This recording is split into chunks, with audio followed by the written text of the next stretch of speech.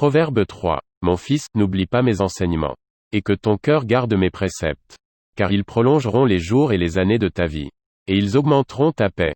Que la bonté et la fidélité ne t'abandonnent pas. Lis-les à ton cou. Écris-les sur la table de ton cœur. Tu acquerras ainsi de la grâce et une raison saine, aux yeux de Dieu et des hommes. Confie-toi en l'Éternel de tout ton cœur. Et ne t'appuie pas sur ta sagesse. Reconnais-le dans toutes tes voies. Et il aplanira tes sentiers. Ne sois point sage à tes propres yeux.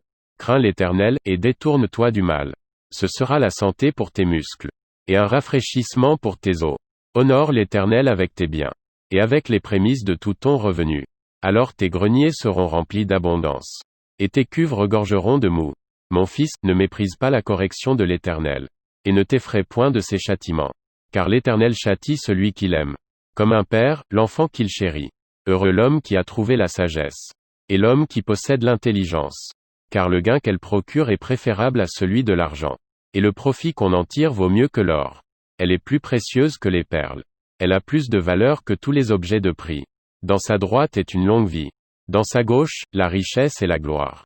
Ses voies sont des voies agréables. Et tous ses sentiers sont paisibles. Elle est un arbre de vie, pour ceux qui la saisissent. Et ceux qui la possèdent sont heureux. C'est par la sagesse que l'Éternel a fondé la terre. C'est par l'intelligence qu'il a affermi les cieux. C'est par sa science que les abîmes se sont ouverts. Et que les nuages distillent la rosée. Mon fils, que ces enseignements ne s'éloignent pas de tes yeux. Garde la sagesse et la réflexion. Elles seront la vie de ton âme. Et l'ornement de ton cou. Alors tu marcheras avec assurance dans ton chemin. Et ton pied ne heurtera pas. Si tu te couches, tu seras sans crainte. Et quand tu seras couché, ton sommeil sera doux. Ne redoute ni une terreur soudaine, ni une attaque de la part des méchants. Car l'Éternel sera ton assurance. Et il préservera ton pied de toute embûche. Ne refuse pas un bienfait à celui qui y a droit. Quand tu as le pouvoir de l'accorder. Ne dis pas à ton prochain. Va et reviens, demain je donnerai. Quand tu as de quoi donner. Ne médite pas le mal contre ton prochain, lorsqu'il demeure tranquillement près de toi. Ne conteste pas sans motif avec quelqu'un. Lorsqu'il ne t'a point fait de mal.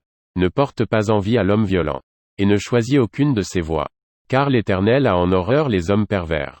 Mais, il est un ami pour les hommes droits. La malédiction de l'Éternel est dans la maison du méchant. Mais, il bénit la demeure des justes. Il se moque des moqueurs. Mais, il fait grâce aux humbles. Les sages hériteront la gloire. Mais, les insensés ont la honte en partage.